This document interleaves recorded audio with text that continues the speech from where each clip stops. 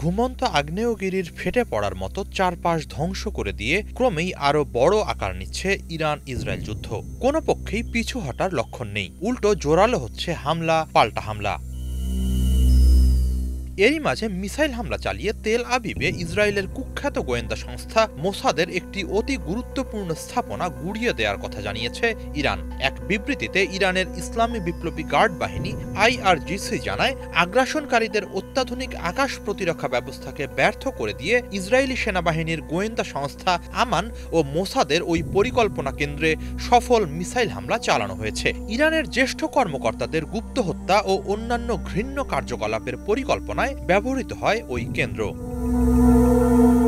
এ ধরনের হামলা আরও জোরালো করা হবে এবং এর মধ্য দিয়ে যুদ্ধবাজ ইসরায়েলের মেরুদণ্ড ভেঙে দেয়া হবে বলে অঙ্গীকার করেছে ইরানের প্রতিরক্ষা মন্ত্রণালয়। 17 জুন রাষ্ট্রীয় টেলিভিশনে দেয়া এক সাক্ষাৎকারে প্রতিরক্ষা মন্ত্রণালয়ের মুখপাত্র ব্রিগেডিয়ার জেনারেল রেজা তালাইনিক বলেন, ইরানের ওপর যুদ্ধ চাপিয়ে দেয়া হয়েছে।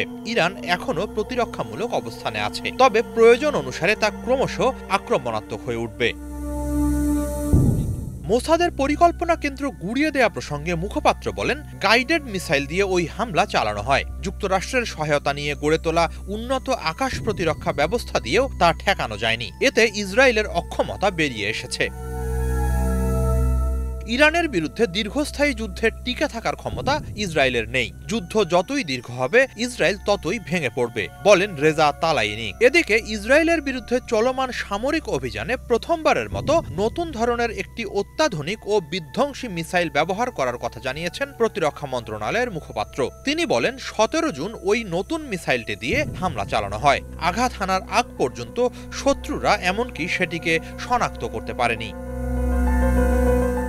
শিগগিরই হামলার বহরে আরও নতুন নতুন মিসাইল ও চমক যুক্ত হবে হুঁশিয়ারি জানিয়ে ওই কর্মকর্তা বলেন, শত্রুরা চেষ্টা করছে ইরানিদের একতা ভেঙে দিতে, কিন্তু ক্রমশ তা আরও জোরালো হচ্ছে। তাদের যে কোনো অপচেষ্টা রুখে দিতে ইরান তার সর্বস্ব দিয়ে লড়বে। ইরানের প্রতিরোধ সক্ষমতার পরিসর বিশাল।